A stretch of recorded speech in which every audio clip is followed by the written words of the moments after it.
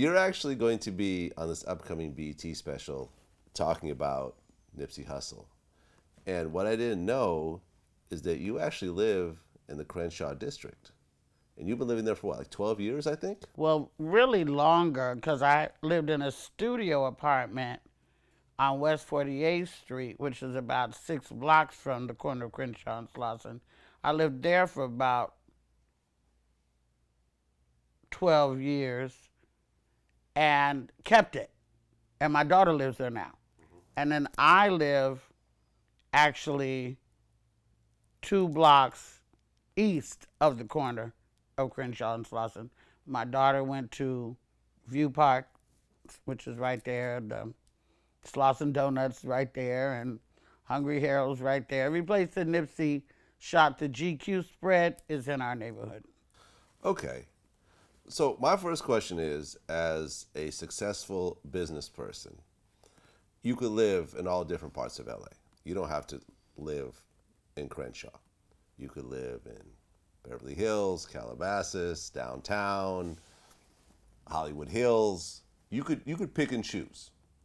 Why do you choose to stay in that particular neighborhood? 3 reasons. Number one, you would think I could pick and choose, but my bag is not as big as my popularity. I still have to fight for money. I still have to fight to get paid what I'm worth. And it's not easy because you are still, as Monique said, being paid less than a male with your same followers, career, resume. That's a fact. So my bag is not as big as my popularity, number one. Number two, I could live in any of those places and struggle like a motherfucker. But where I live where I can afford. Like I said, I have 2 places. At one time I had 3. I was paying for my daughter's dormitory in San Diego when she was at college. I was paying for the studio that was vacant, that was just my office, was set up ahead, but it was just my office, nobody was living there, and I was paying for my house. So I can do that in that area. But if I go in any of the places you just named, I will be struggling, pimping myself out just to pay my rent. And I may not be able to do all 3 of those things. So I live where I can afford. And number 3, I think people sometimes can get into a bit of a comfort zone where they're used to certain things. Like where I live, I know how it runs. I know how it works. I know how to be in it.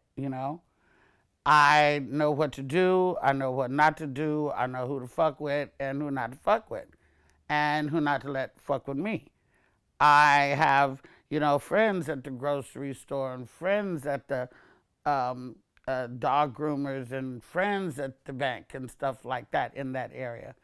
And my daughter and I, have spent time in that area when she came back from Oakland. And I like being around my urban people because when the Mexicans get to partying on my street all motherfucking night long or for 3 days with the tuba and shit, we don't call the police.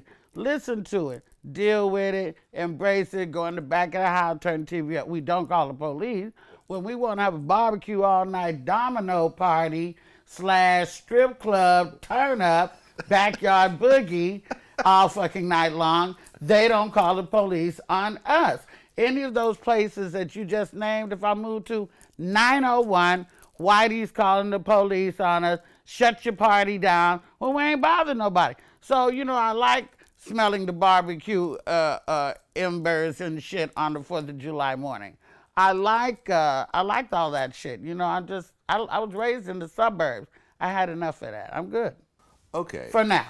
I will move one day. Especially Okay. now. And you live 2 blocks from the Marathon store? Yeah. Okay. And, from what I understand, I know people that live in that area. They told me Nipsey was always over there. Well, I can't vouch for that because I'm not always around to see that. But, that's what you hear. I know I've missed him in a matter of like 15 minutes and stuff like that. Yeah. So, he I don't think any of us walk around thinking what we're doing is so we're just living our life. I'm sure if he knew what the aftermath would be if anything were to happen to him, he would have been a little more super cautious. But when you are in the neighborhood, you're just there. You grew up there. You know the streets. Everybody know you. It's your comfort zone. And especially at the marathon shop where, he knew every pebble in the ground over there. Okay. And that area is considered Rolling 60s territory. It is. Okay. Did you ever experience any of the violence of that area, with your own eyes, on your own street, that type of thing? No, not per se. Not on my street. When I got to that area, most of the carnage was over. You know what I mean? The crack epidemic had pretty much subsided, and it was just a neighborhood. I've just had neighbors. We got a daycare center across the street. I sit on the porch and say, I haven't experienced that. Even in the nearby little area of Lamert Park, which is a little bit, a step above. There's been murder over there, So there's murder around, but it hasn't affected me as close as this. Okay. Did you know Nipsey yourself? I didn't know him, but I had been in his company one time. A friend of mine, history of me and Nipsey. I went there used to be a little record store in our little neighborhood.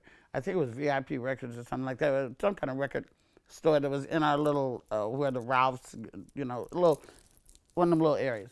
And they carried my first CD, and, they had a lot of local shit in there. Plus, you could go in there and get all your Motown shit or whatever, and black movies and everything. It was just a cool spot.